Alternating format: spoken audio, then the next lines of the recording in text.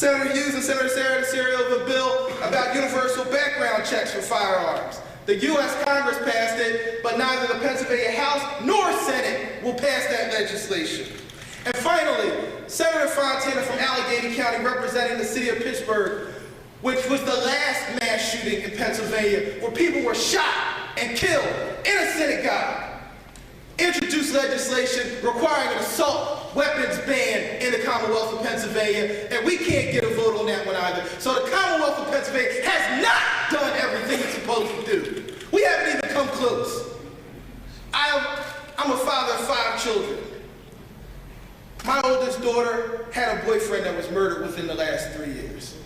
My son Sharif Jr. was a student at Imhotep, and all of us saw the career of his former teammate was gunned down. He had a full scholarship to Penn State. He was murdered last year. My son Lavian had his stepfather, his best friend's stepfather, was murdered within the last 2 years. And my daughter, Shayla, goes to Central, and a student was shot outside of Central, and that's supposed to be the best high school in the Commonwealth of Pennsylvania. And even she wasn't safe from her teammates and her classmates being the victims of gun violence. So no, we in the Commonwealth of Pennsylvania have not done everything we're supposed to do. We are derelict in our duties, and it is because the majority caucus is afraid of the NRA. They refuse to call a vote on this legislation. They are derelict in their duties. They turn their backs on the Commonwealth of Pennsylvania. They turn their backs on the people that were murdered in Square Hill. They turn their backs on the people that are shot in our communities every day. They turn their backs on people that are killed in Allentown and Reading and York and Erie. And yes, they turn their backs on the people of North Philadelphia,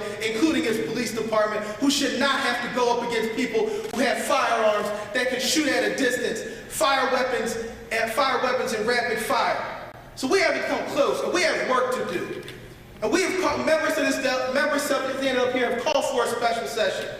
But we don't have time for a special session. We can debate and argue every kind of thing. There's legislation that has been offered. We have not held public hearings on that legislation. We have not held votes on that legislation. We have not even come close to doing what we're supposed to do. So the next time one of my colleagues offers their thoughts and prayers and pretends somehow that they are people of faith, I say until they show me some works, their faith is dead.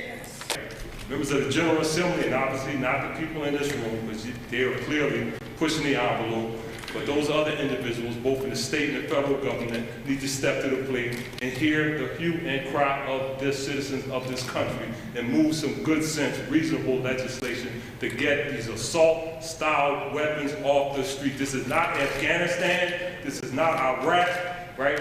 This is the United States of America, so this has no place in our country. We are prepared, my colleagues in council are prepared and continuously be prepared to do whatever we need to do, be it lobbying, being able to pass legislation once we are enabled by the state to do what we need to do to make sure that our streets continue to stay safe. So to all of us and to those family members, we thank you. I know that we have some work to do in the neighborhood. With that, I'd like to introduce Council